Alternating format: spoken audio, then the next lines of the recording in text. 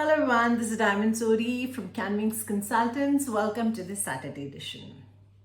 So we just got this breaking news yesterday that said that the DHA, that is the Department of Home Affairs, will now be accepting skills assessments within the 60 days from the date of invitation. Now, a lot of you might be wondering what exactly it is.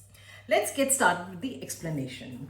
So first of all, let me tell you that the validity of skills assessments varies from one assessment body to another. For example, all WEDIS's assessments are valid for 3 years. Let's go with the example of Australian Computer Society. The assessments are valid for 2 years. If we go with the example of Engineers Australia, so those assessments are technically valid indefinitely. However, since the Department of Home Affairs will not accept any skills assessment for more than, that is older than 3 years, therefore by default no skills assessment can be valid for more than 3 years.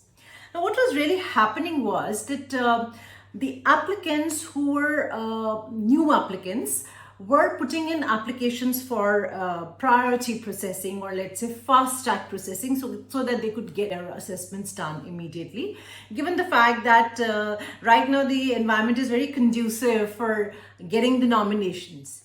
However, those applicants whose skills assessments had expired because of the COVID, those were the applicants who were actually feeling very frustrated, because they were technically termed as returning applicants, and there is no way that returning applicants could choose a priority processing pathway. So they had to go through the standard pathway. Now during the process, a lot of them were feeling lost that while our skills assessment is being renewed, would we kind of miss on the nomination opportunity or not?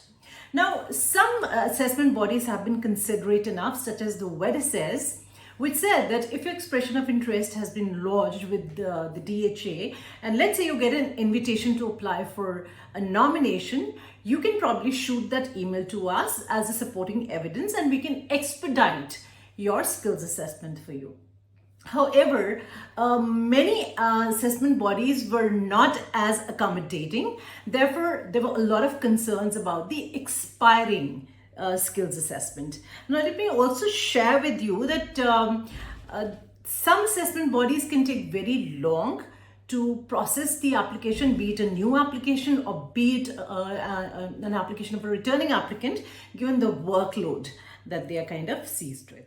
Now, with this news, it is, I think, a huge relief for many. One, now you know that you can get an invitation for a nomination even with an expired skills assessment. So let's say your EOI has been lodged and the assessment has expired. So when you are randomly picked up for an invitation by a particular state, even if your assessment has been expired, we can probably request the skills assessment body in case your application is up for renewal to expedite the renewal. Now, as far as 189 applicants are concerned, it's a huge direct benefit to them, because I do remember that in the past when there was a round conducted and a lot of 189 invitations were issued, I got a few emails from some applicants who were not my clients but my YouTube followers, and they asked, ma'am, whether we should go ahead and lodge our visa application with the DHA, because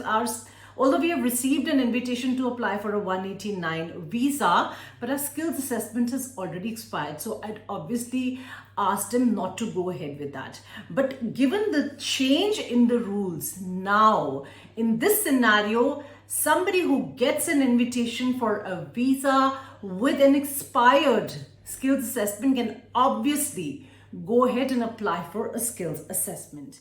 The only, I would say the only downside to this would be that please make sure that the DHA only gives you 60-day period, because once you get an invitation to apply for a visa, that invitation is only valid for 60 days. So you have to obtain a skills assessment within 60 days, and as long as you get it, you're good to go. But if for any reason there is an assessment body that's not willing to oblige you, or let's say is taking longer than 60 days and you're not able to get a skills assessment renewed, then it can of course be a problem for you. But overall, it's great news, and I think a lot of you who were thinking that they're probably not eligible, or probably they would not be considered for a nomination because the skills assessment is expired, though the EOI is lodged and into the skills select system, can now have reason to cheer up and hope for a nomination invitation to come through anytime. So until next time, bye bye and take care.